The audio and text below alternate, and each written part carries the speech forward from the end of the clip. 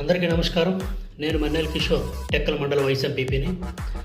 Unapologetic Sanatani హిందూగా ప్రకటించుకున్నటువంటి Andhra Pradesh deputy CM Pawan Kalyan గారికి సూటి ప్రశ్న.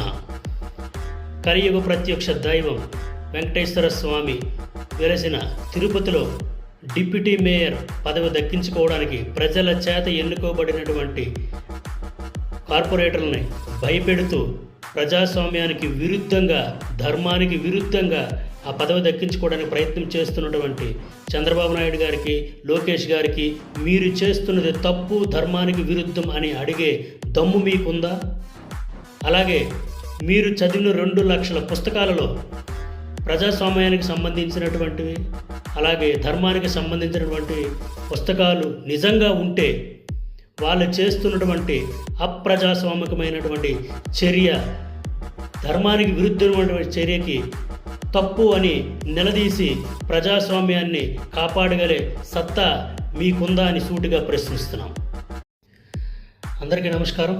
నేను మన్నెల కిషోర్, టెక్కల మండల vice ఎంపీపీని. Unapologetic Sanatani హిందూగా ప్రకటించుకున్నటువంటి Andhra Pradesh deputy CM Pawan Kalyan గారికి సూటి ప్రశ్న. కలియుగ ప్రత్యక్ష దైవం వెంకటేశ్వర స్వామి వెలసిన తిరుపతిలో డిప్యూటీ మేయర్ పదవి దక్కించుకోవడానికి ప్రజల చేత ఎన్నుకోబడినటువంటి కార్పొరేటర్లని భయపెడుతూ ప్రజాస్వామ్యానికి విరుద్ధంగా, ధర్మానికి విరుద్ధంగా ఆ పదవి దక్కించుకోవడానికి ప్రయత్నం చేస్తున్నటువంటి చంద్రబాబు నాయుడు గారికి, లోకేష్ గారికి మీరు చేస్తున్నది తప్పు, ధర్మానికి విరుద్ధం అని అడిగే దమ్ము మీకుందా?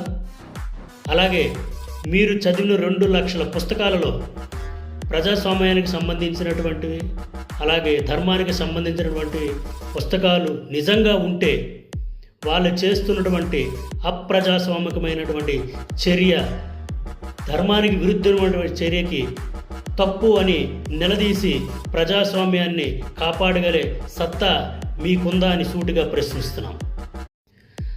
అందరికీ నమస్కారం. నేను మన్నెల కిషోర్, టెక్కల మండల vice ఎంపీపీని. Unapologetic Sanatani హిందూగా ప్రకటించుకున్నటువంటి Andhra Pradesh deputy CM Pawan Kalyan గారికి సూటి ప్రశ్న.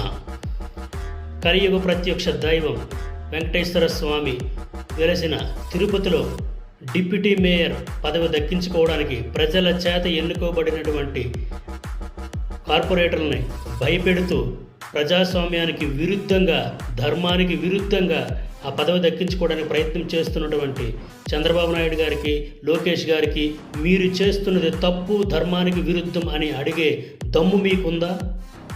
అలాగే